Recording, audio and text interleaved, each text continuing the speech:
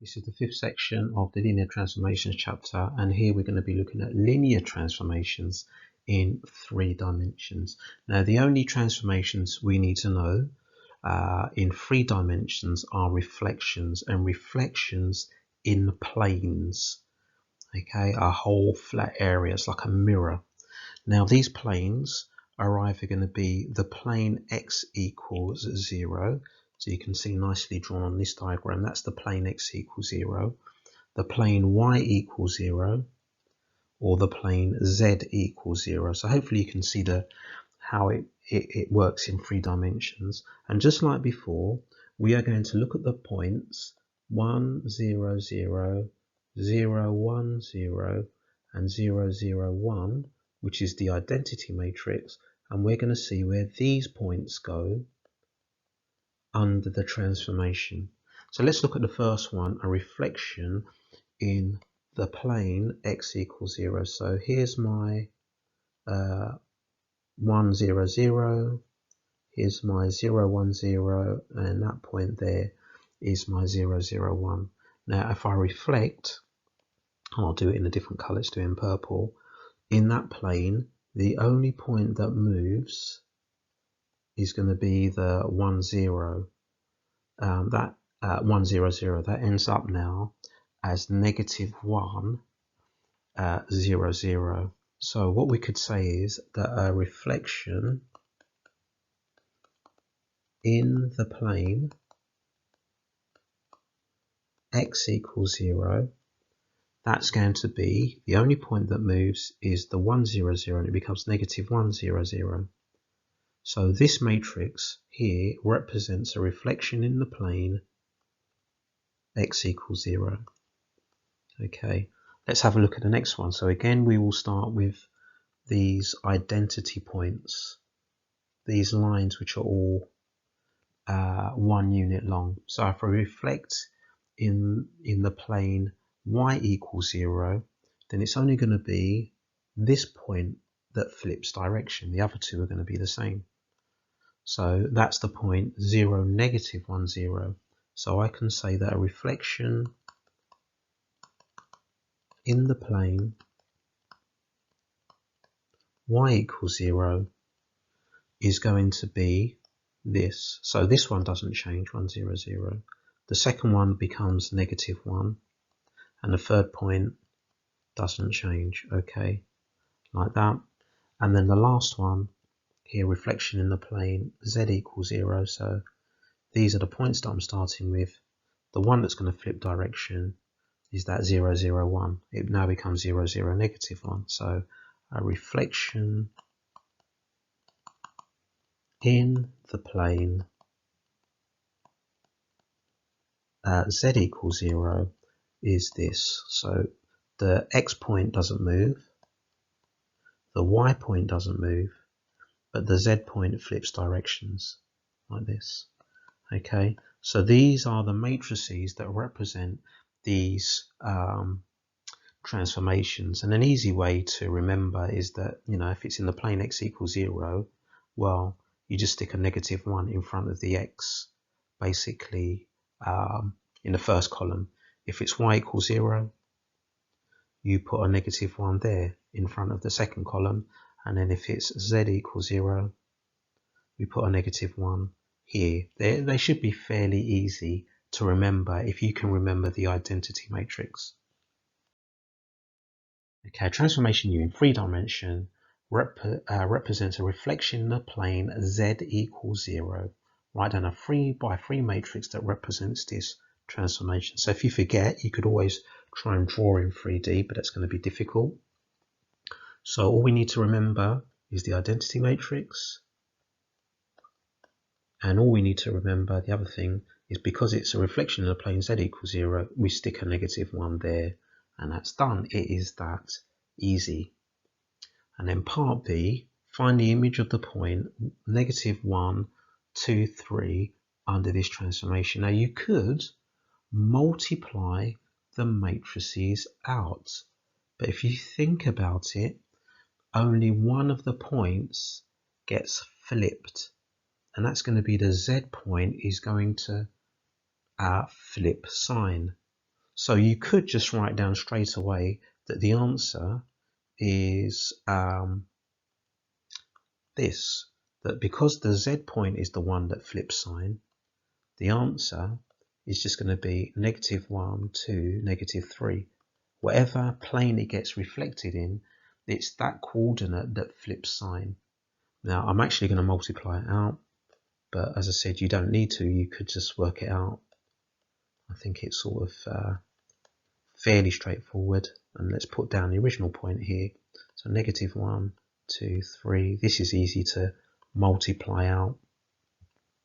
So we'll just get -1 from there, then we'll get 2 from there, and then it becomes -3. So we get the same answer, but you could probably just you know, work through this quite easily.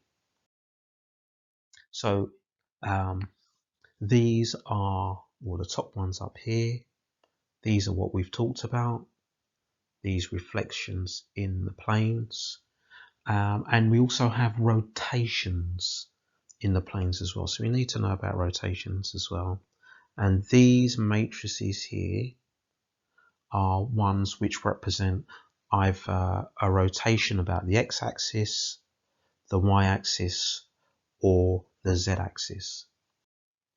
Now, one way to help you remember these is if you have a look at this little block here, this is the same as the 2 by 2 rotation matrix. See that little block here?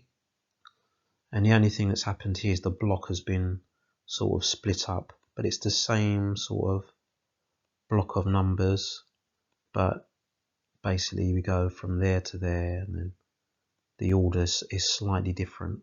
So we do need to remember this, but you know, there are ways to help you remember these matrices.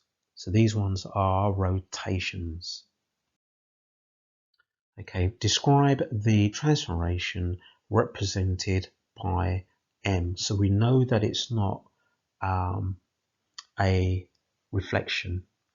Yeah, it's got to be some sort of rotation. As far as I'm aware, you do not have to work out a combined transformation. I could be wrong on that, but as far as I'm aware, we don't need to do that.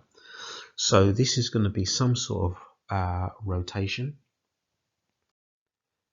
Now, one way of doing it is to basically look where the funny numbers are.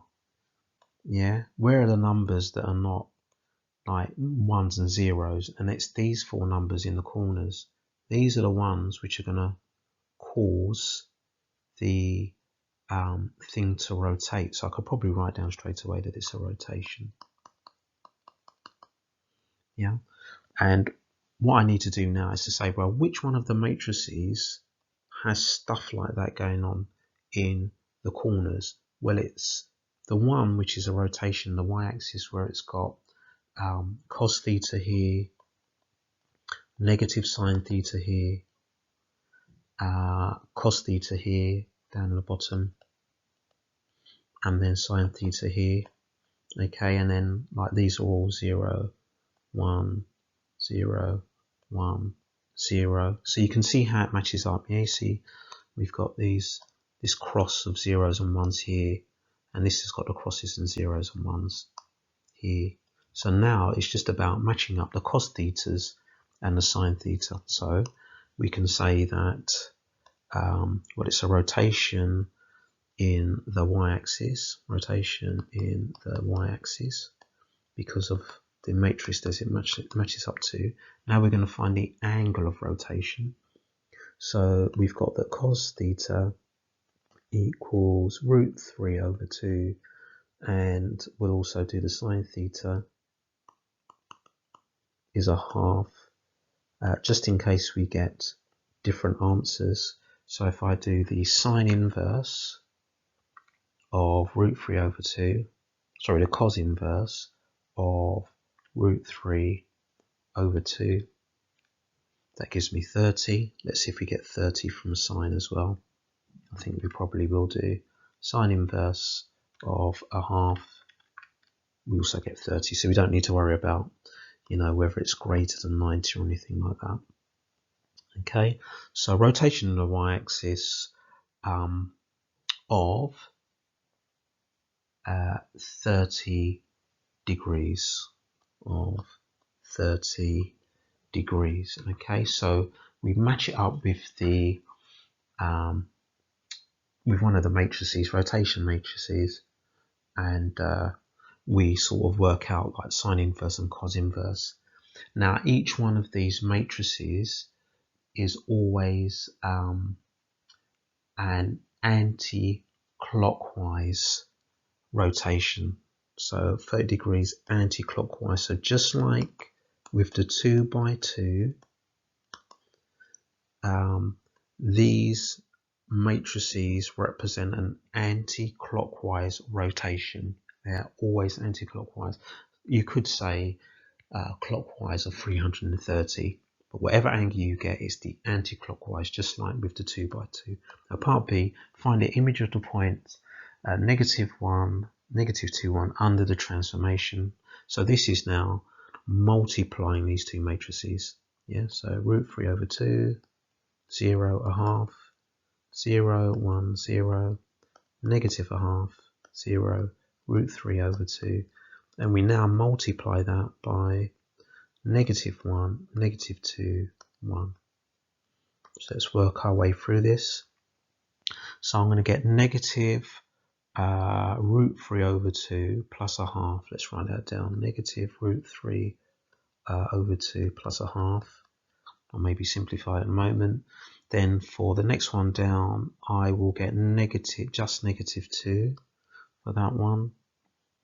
Just double checking, yeah. And then for the bottom, I will get 1/2 because I've got -1 times -1/2 plus √3/2. So what we can do is simplify that,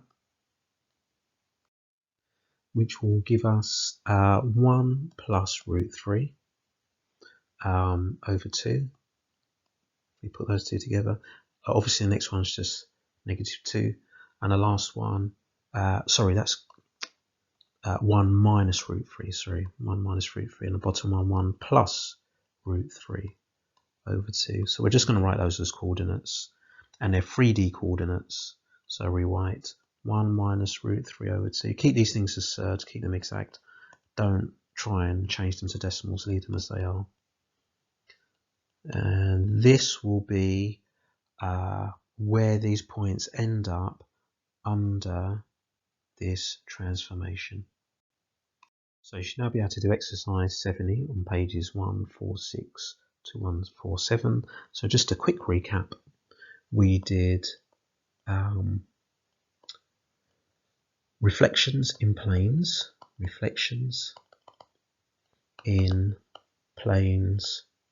x equals 0, y equals 0, z equals 0. You can go back and have a look at those to remind yourself of what they are.